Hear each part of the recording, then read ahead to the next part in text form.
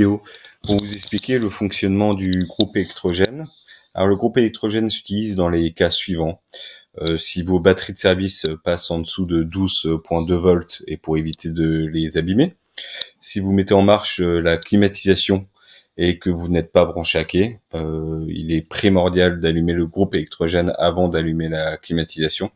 Si vous utilisez une machine expresso qui utilise beaucoup d'ampères et que vous n'êtes pas branché à quai, bah là il va être aussi primordial de mettre en marche le groupe électrogène, surtout si c'est le matin ou le soir, parce que le matin vos batteries sont déjà bien déchargées. Si au coucher du soleil vos batteries de service ne sont pas au moins à 12,8 volts, vaut mieux utiliser le groupe électrogène pour faire remonter vos batteries et pour être sûr que vos batteries passent la nuit sans encombre. On rappelle aussi que le groupe électrogène puise le diesel sur le réservoir bâbord et que s'il n'y a pas assez de gasoil, cela endommagera la pompe. Donc il faut faire très attention. C'est rappelé ici dans le livre technique. Et que dans ce cas-là, il faudra transférer du gasoil de la pompe du réservoir tribord à la pompe au réservoir bâbord. Donc plus loin dans cette vidéo, on vous explique comment faire. Et enfin, pour pas qu'il y ait de conflit entre les deux sources d'énergie, il est aussi très important de débrancher la ligne de quai avant d'enclencher le groupe électrogène. Même s'il est spécifié ici que le groupe est toujours prioritaire, c'est mieux de débrancher quand même la ligne de quai. Enfin, vous avez sur le schéma où sont situés les divers éléments. Donc ici, vous avez la vanne d'eau de mer.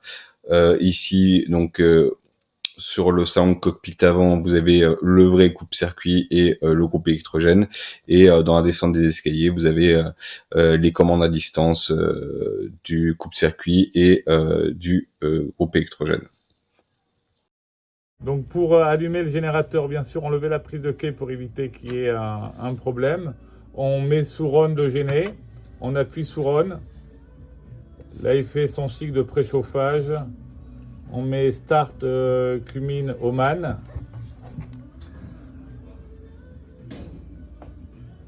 On attend d'avoir la validation sur le panneau de contrôle du générateur.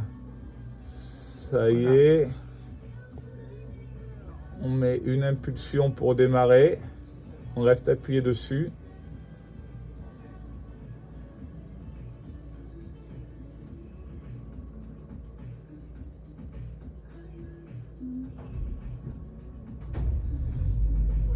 Et voilà, donc il faut rester appuyé dessus une bonne dizaine de secondes pour le démarrer.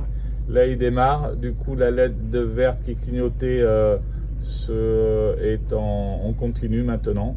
Voilà, le générateur a démarré. Pour éteindre le générateur, restez appuyé sur Stop.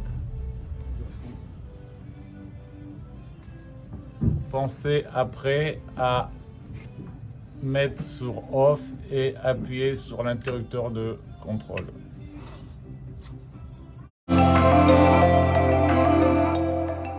Donc le générateur, lui, va puiser sur le réservoir bâbord. Donc pour utiliser la pompe de transfert, il faut aller sur Maison. Après sur Maison, on va sur Schébert, Fontaine. On éteint l'alarme, réservoir gasoil. Là, ici, on dit logo. Voilà.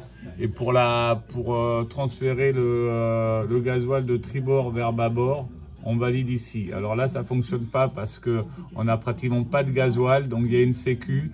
Normalement, quand les réservoirs indiquent 0, il reste quand même encore 40 litres dans chaque réservoir.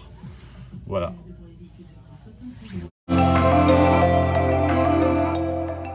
Pour gérer la clim qui est réversible, donc aussi en chauffage.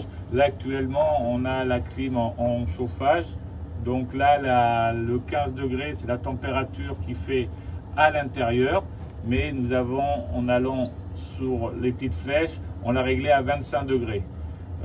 Donc voilà, mais actuellement il fait 15 degrés à l'intérieur, du moins 16 degrés. Il y a possibilité de la mettre en automatique, donc sur le petit A, et en automatique ça va se gérer automatiquement, mais par contre on ne pourra pas descendre en dessous de 20 degrés et aller au-dessus de 25 degrés. Il va gérer le froid et le chaud sur cette fourchette là. Voilà, là je le repasse en manuel. Donc ventilation, ça c'est la clim, et là c'est le chauffage. Voilà.